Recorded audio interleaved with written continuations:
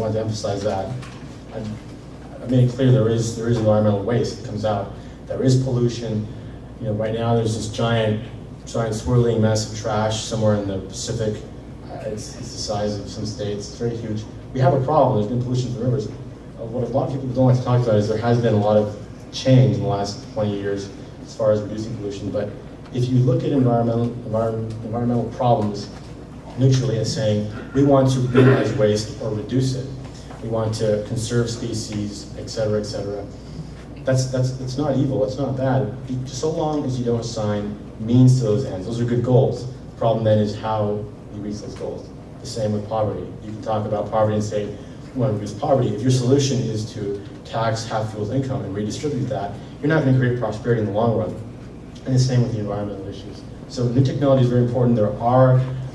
We exist, industry creates technology. It doesn't just consume resources, it creates new technology that allows us to use resources. Oil has been around for years. I read in a book a week ago that there were 1,000 years ago, there were people in southern Italy and Sicily who drilled some oil wells and used it to light lamps. The Arabs and other people saw it as just this nasty black sludge that came out of the ground. It was useless. The only thing that made it viable and made it a generator of prosperity for so long was technology. That technology came out of the Industrial Revolution, which came out of freedom and property rights. And so in terms of new technology, how we develop it, what we do to come up with solutions, electric cars, etc., we do have problems with pollution, with waste, and we have problems with need for new or more energy resources. Again, the solution is a free market, it's property rights, it's not more of the same. Real quick, along that line, I want to point out a book to you all that it's called The Myth of the Robber Barons. It's by Burton W. Folsom.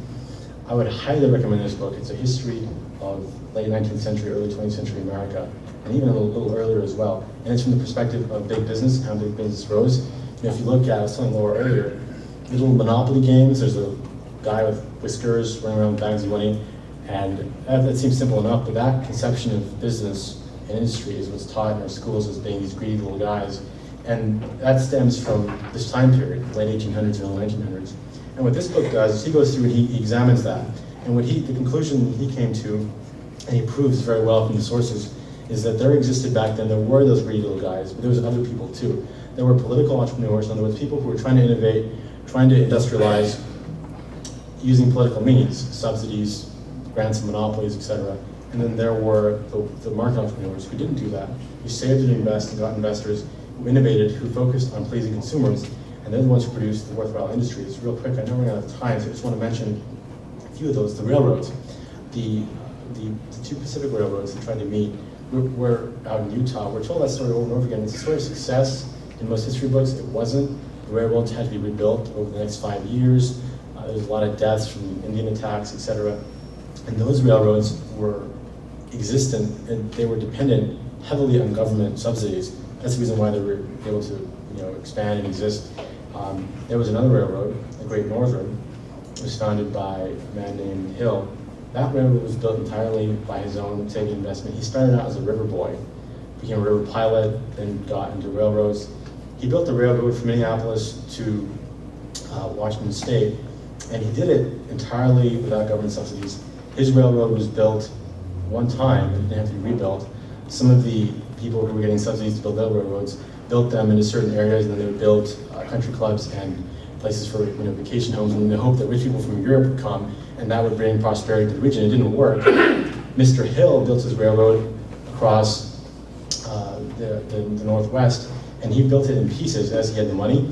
And then because he built it near farmland, farmers would then immigrate and help populate the Northwest. They would build farms, they'd use his railroad to ship their goods, which would raise his revenue, and he was able to consistently, over a period of a few years, lower the price of transport on railroads by such a great degree that the subsidized railroads were calling for basically his demise.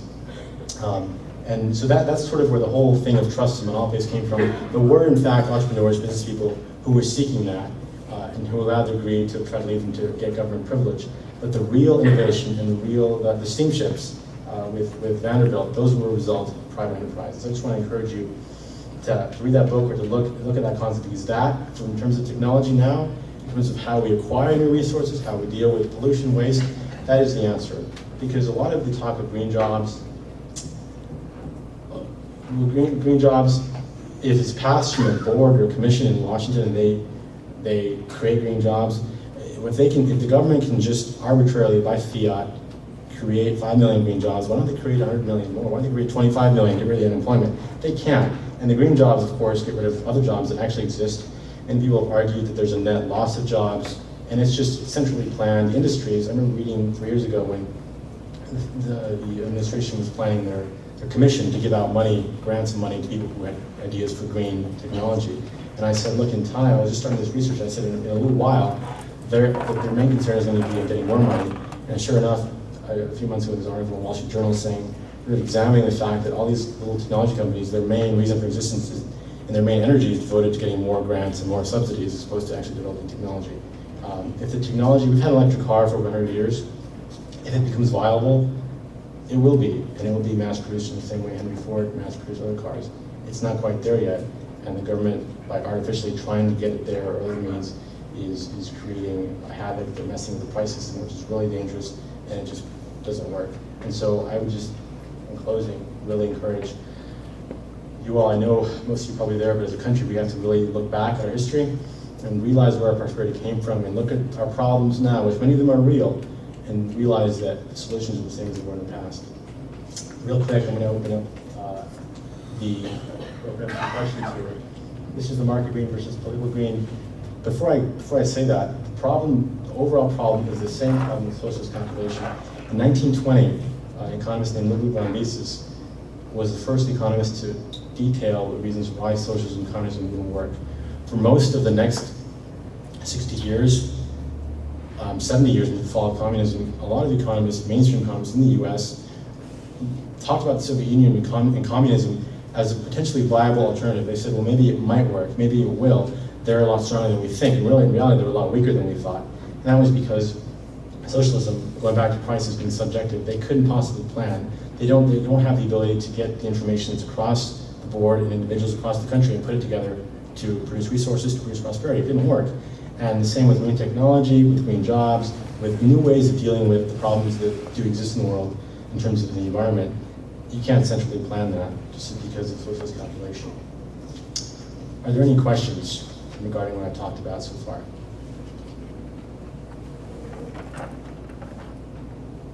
I need at least one question, please. Back there. Because capitalism is not all equal. It isn't. It isn't. And entrepreneurs, real entrepreneurs, are governed by profit and loss. And that goes back to what I said earlier with the financial crisis. You can't be lending tons of money to people who don't have it if your survival is at stake. But as long as there's a possibility of a lender of last resort, of a bailout, the moral hazard is going to enable you to do what you wouldn't or normally be able to do as far as making decisions. Okay, well, if there's no more questions, I'm not sure what else to say. Yes, Joe? You mentioned that the free market, as a free market, doesn't exist right now. Could you give us just one example? Well, I just did, green technology.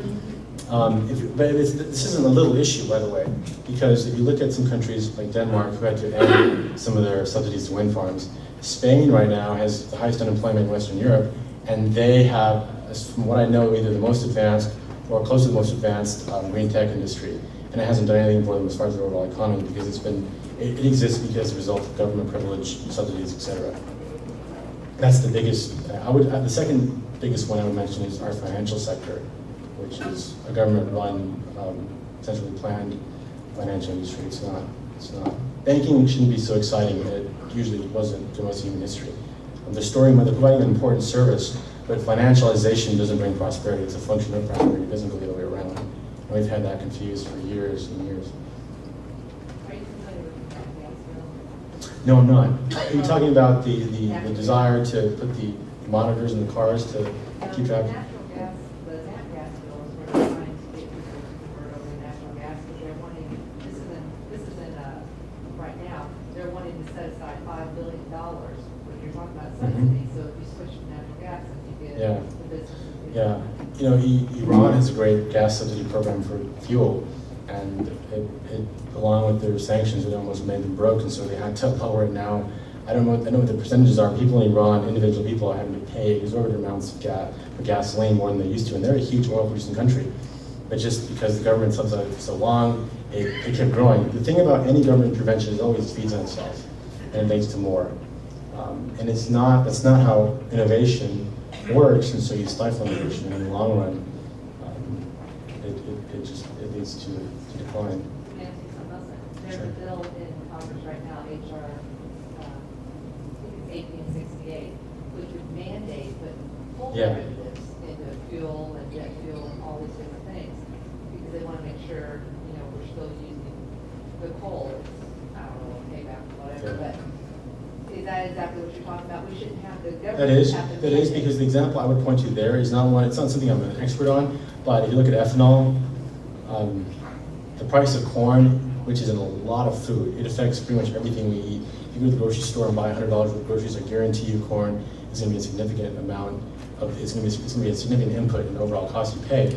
And using corn to produce really inefficient fuel versus allowing it to be part of the food supply has not worked. And it's unfortunately there's a lot of good farmers who kind of become dependent on that. Yes, sir. I'd like to straighten you out just a little bit on Sure. the ethanol. We have in this country produced corn at various levels based upon increased technology. And if you will study the statistics, that there is as much corn available for food and feed today as there was in 2007 before the ethanol Sure. industry started, at least gained any significance. Okay. And so there is just as much corn available today for food and feed as there was before ethanol was ever introduced. And if you consider the fact that all the dollars that go into ethanol stay in the local community and within this country, whereas oil dollars are exported and they wind up in the hands of foreign countries, and you see the excess of dollars held by foreign countries now being used to affect commodity prices.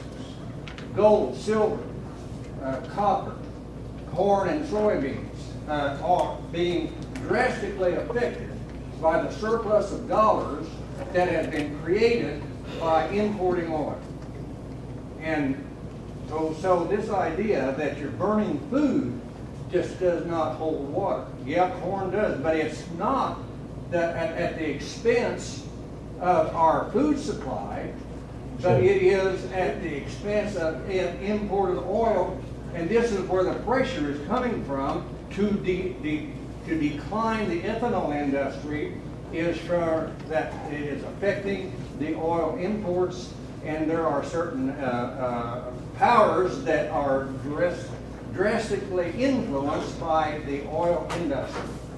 And so this idea that the ethanol industry is a detriment to this country is just as strong as it can be. I would first of all, I'd say it seems like you know more about it than I do. The only two comments I would make is that I don't agree with the idea of saying that something is a food supply, right, typically used for food, and therefore you use it for something else, you're doing some sort of harm. I don't think so, but I think that if ethanol is viable, it has to compete with any other source, whether it be biomass, nuclear, etc. As far as I'll look at those numbers. I'll go back and look at the numbers that you mentioned as far as current. I would want to look at overall global too, because in terms of agriculture, right now farmers are making money not from selling soybeans to Americans, but from selling it to the Chinese and selling it overseas. So the overall market for corn. I'm sorry? See then, well, I eat my house with corn. 3 years ago, I was paying $80 for 1,000 pounds of corn. Last year, I was paying $170 for 1,000 pounds of corn. So what's the issue if we're not using it? I think the issue there is what the gentleman here mentioned, as far as the financial aspect of the dollars. Oil is priced in dollars, and as are most commodities. And when you print a bunch of dollars, that has to go somewhere. And it's just, yes.